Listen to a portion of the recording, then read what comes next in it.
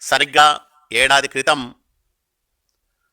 చెప్పిన తిరుగులేని ప్రజా తీర్పు ఫలితాలు వెలువడిన రోజు భారతదేశ రాజకీయ చరిత్రలో ఏ కూటమికి ఏ రాష్ట్రంలోనూ ఎప్పుడూ ఎవ్వరూ ఇవ్వని విధంగా 93% స్ట్రైక్ రేటుతో 164 స్థానాలు రాష్ట్రంలో ఎన్డీఏ కూటమికి ఇచ్చిన రోజు. ఈ ప్రజా తీర్పుకు ఎన్డీఏ కూటమి శిరస్సు వంచి ప్రజలకు నమస్కరిస్తూ ఉంది.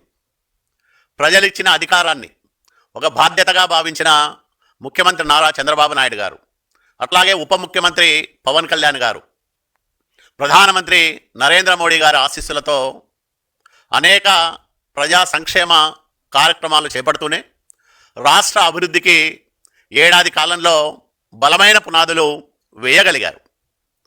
ఈ ప్రజా తీర్పు వెలువడిన ఈరోజు వైసీపీ వెన్నుపోటు దినమని ప్రకటించి రాష్ట్ర వ్యాప్తంగా నిరసనలు తెలుపుతూ ఉంది. వెన్నుపోటు అంటే ఎవరికి వెన్నుపోటు పడిచారు? ప్రజలు జగన్కు వెన్నుపోటు పడిచారా? అంతకుముందు 5 ఏళ్ళు జగన్ ప్రజలకు వెన్నుపోటు పడిచారా?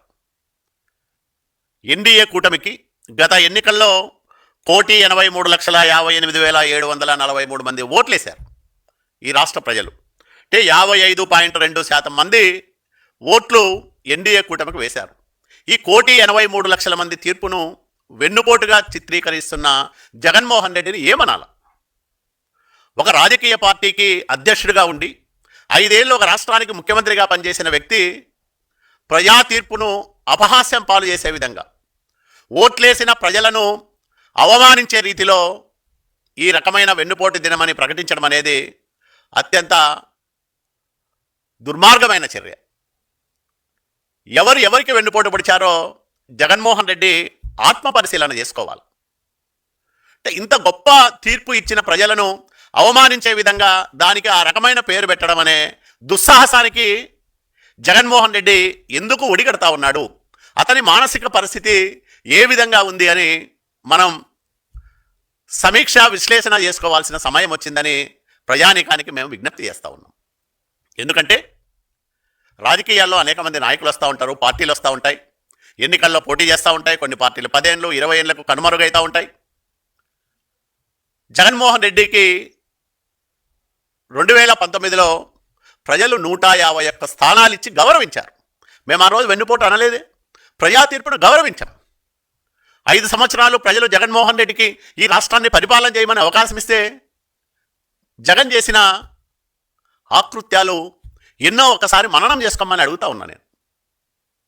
జగన్మోహన్ రెడ్డి అవినీతికి, అసమర్థతకు, అన్యాయాలకు, అరాచకాలకు ఈ రాష్ట్ర ప్రజలు ఎంతగా బలైపోయారో ఒకసారి మననం చేసుకోమని నేను సమాజంలో ఉండే మేధావులకు, ప్రజలకు విజ్ఞప్తి చేస్తూ ఉన్నా. 5 ఏళ్ల విధ్వంసం, 5 సంవత్సరాల అరాచకం ఇప్పటికీ కళ్ళ ముందు మెదలాడుతూ ఉన్నాయి. ప్రజావేదిక కూల్చివేతతో ప్రారంభమైన జగన్మోహన్ రెడ్డి విధ్వంసకర పరిపాలన వల్ల ఈ రాష్ట్రం ఎంతగా నష్టపోయిందో కల్లారా చూశాం. భయానకమైన పరిస్థితులు. రాజకీయ పార్టీలు, ముఖ్యంగా తెలుగుదేశం పార్టీ నాయకులు, కార్యకర్తలు, జనసేన నాయకులు, చివరికి బీజేపీ వాళ్ళపైన కూడా కేంద్రంలో అధికారంలో ఉన్నారనే ఇది కూడా లేకోకుండా వాళ్ళపైన కూడా దౌర్జన్యాలు చేసింది వైసీపీ. మద్యం ముడుపులు 3,000 కోట్ల పైచిలకు డబ్బులు ఒక్క కమిషన్ల రూపంలోనే చేతులు మారాయని సిట్టు ఇప్పటికే ప్రాథమికంగా నిర్ధారించింది. చాలామంది జైలుకి వెళ్ళారు, రిమాండ్ ఖైదీలుగా గడుపుతూ ఉన్నారు. ఇంకా చాలామంది విచారణ ఎదుర్కొంటూ ఉన్నారు. వేళ్ళన్నీ తాడేపల్లి ప్యాలెస్ వైపు చూపిస్తూ ఉన్నాయి. అసలు దోషులు, అంతిమ లబ్ధిదారులు ఎవరనేది అందరూ కూడా జగన్మోహన్ రెడ్డి వైపు చూస్తున్న పరిస్థితి.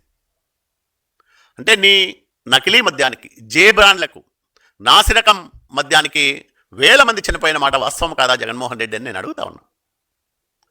దాదాపు 30,000 మంది ఒక ప్రైవేట్ సర్వే ప్రకారం 5 సంవత్సరాల జగన్ పరిపాలనలో నాసిరకం మద్యం తాగడం వల్ల ప్రాణాలు కోల్పోయారని స్పష్టం చేసిన మాట వాస్తవం కాదా? దాంతోపాటు 70-80 వేల మంది ప్రజలు లివరు, కిడ్నీలు వ్యాధులతో ఇబ్బందులు పడుతున్నమాట వాస్తవం కాదా? ప్రజల ఆరోగ్యాలతో, పేదల ప్రాణాలతో 5 సంవత్సరాలు చెలగాటమాడిన వైసీపీ ప్రభుత్వానికి ప్రజా తీర్పును గౌరవించే సంస్కారం లేకుండా వెన్నుపోటు దినమని ప్రకటించిందంటే ఆ పార్టీ అధినేత మానసిక స్థితి ఎంత ఘోరంగా ఉందో ఇప్పటికి కూడా మనం గమనించవచ్చు.